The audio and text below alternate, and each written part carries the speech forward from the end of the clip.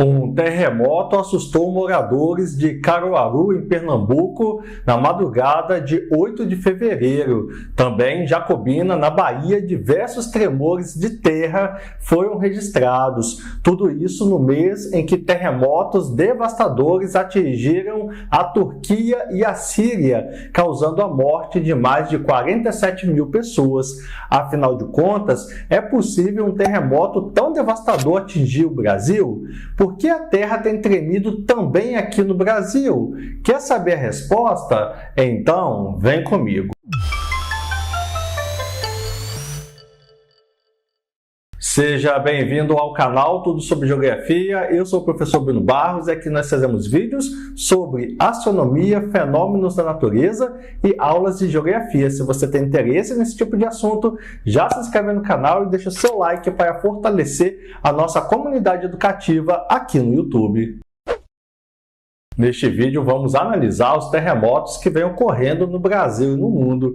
E antes que você diga que no Brasil não são terremotos que ocorrem, mas sim tremores, eu quero deixar bem claro que um terremoto é um tremor de terra, não importa a sua intensidade. A terra tremeu em Caruaru, em Pernambuco, e também vem tremendo em Jacobina, na Bahia.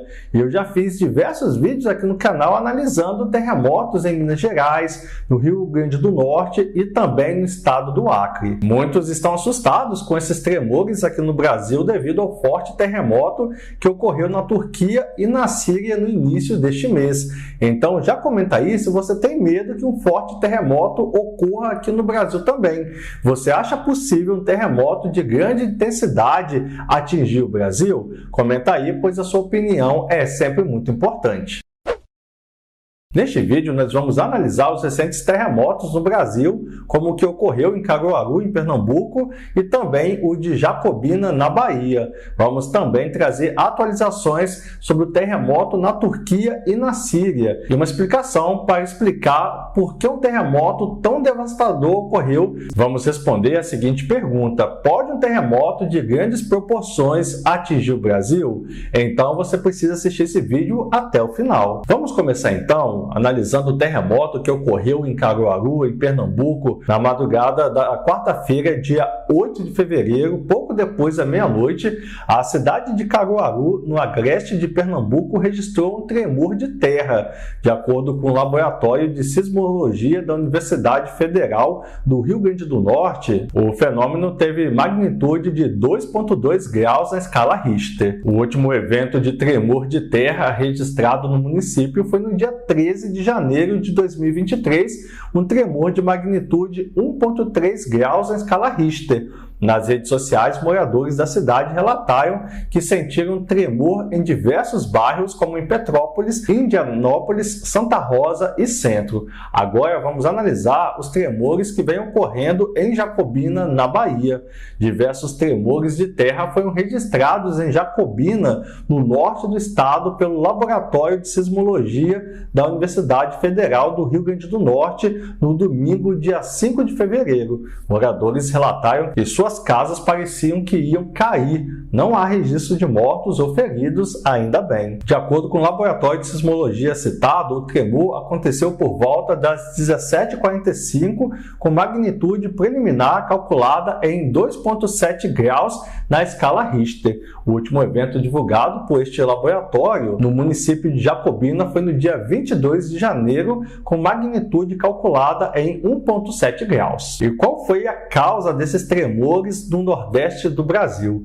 A alta sismicidade nordestina pode ser explicada em parte por forças tectônicas gigantescas que atuam nesse momento na placa sul-americana, mas também por fenômenos que ocorreram antes da separação do Brasil-África, ocorrida há cerca de 105 milhões de anos. Nós temos no Nordeste uma densidade de fraturas muito elevada e tensões que estão se acumulando na crosta, ou seja, você tem um contexto ideal para terremotos, mesmo considerando que nós não somos uma margem ativa como é a costa do Chile e que nós estamos no centro de uma placa tectônica. Inclusive, vale explicar a diferença entre placas, falhas e fraturas.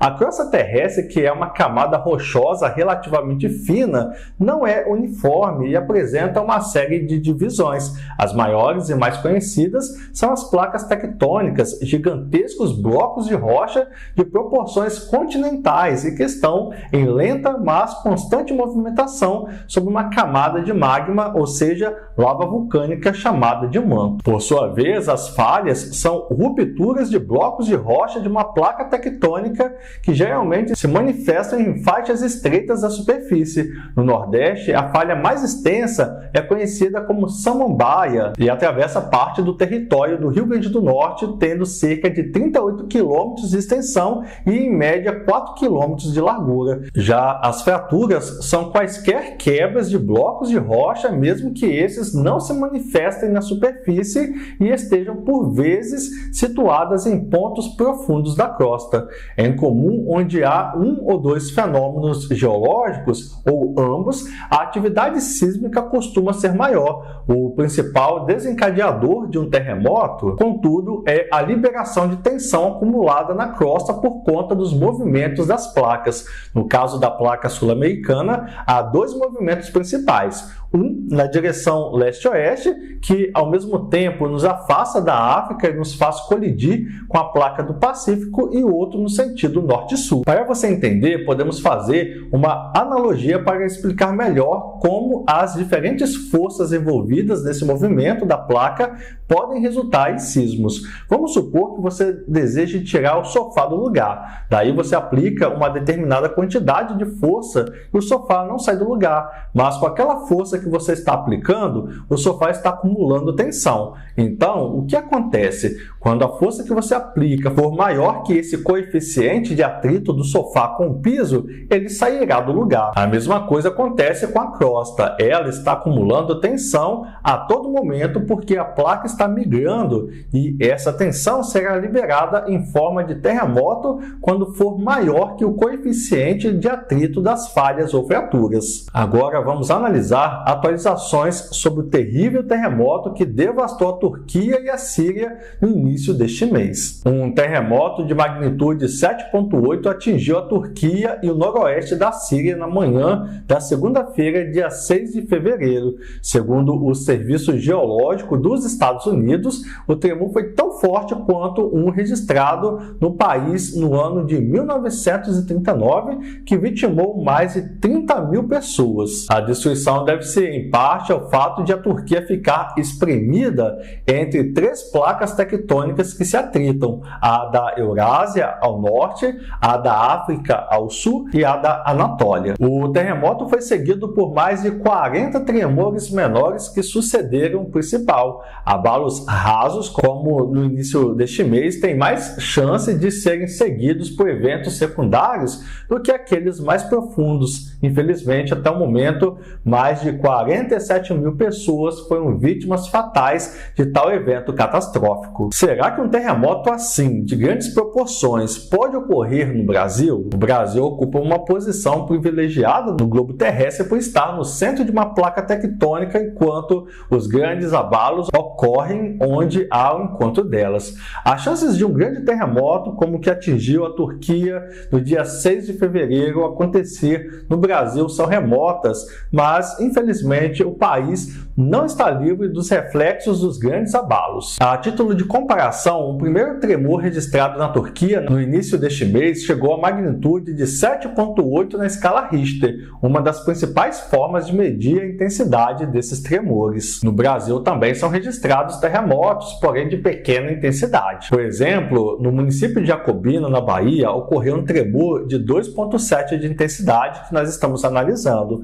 Em agosto de 2022, por exemplo, 8 tremores de terra foram registrados na costa do estado do Rio Grande do Norte. Segundo a Rede Sismográfica Brasileira, o maior evento teve magnitude de 3,7 e chegou a ser sentido pela população. Apesar disso, nessa magnitude, raramente o tremor causa danos. Um tremor menor, que 3,5, geralmente não é sentido, mas é gravado por sensores sismológicos. Já um tremor entre 3,5 e 5,4 às vezes é sentido pela população, mas raramente causa danos. Entre 6,1 e 6,9, ele pode ser destrutivo em áreas em torno de 100 km do epicentro. No caso dos tremores classificados entre 7 e 7,9, como na Turquia, sérios danos podem ser causados uma grande faixa. Por fim, os terremotos de 8 ou mais podem causar danos graves em muitas áreas,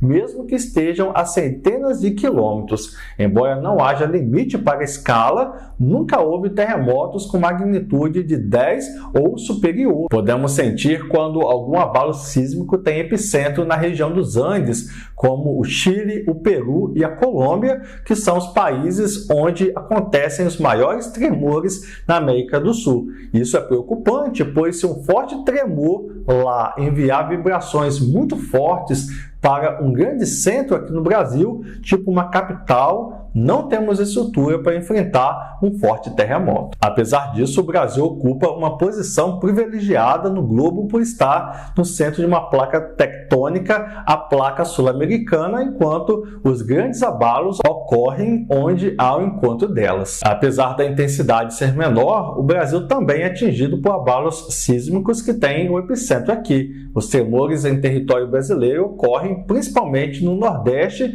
e nunca causaram grandes danos, apenas balançam os móveis, derrubam pequenos objetos e provocam uma sensação de desequilíbrio por alguns segundos. Os estados mais atingidos são Ceará e Rio Grande do Norte. Mesmo no centro da placa, recebemos pressão em todos os pontos e ela provoca pequenos abalos. Os tremores em algumas regiões são mais frequentes porque são locais em que a pressão é maior que uma área mais fraca da crosta, mais fina. No Oceano Atlântico há muitos terremotos, mas acontecem longe da costa e raramente sentimos os reflexos. Eles são mais comuns em terremotos nos Andes. Então, de acordo com especialistas e geólogos, não é possível ocorrer um terremoto de grandes proporções no Brasil. No dia que ocorreu o terremoto lá na Turquia, eu postei um vídeo aqui no canal explicando detalhadamente o que aconteceu por lá. Inclusive, eu respondi a seguinte pergunta: será que o terremoto que ocorreu na Turquia e na Síria tem relação com as mudanças na rotação do núcleo da Terra? Caso você não tenha assistido ainda, vale a pena você conferir. Eu vou deixar o vídeo na tela final e também aqui nos cards. Agora eu quero saber a sua opinião sobre esse assunto.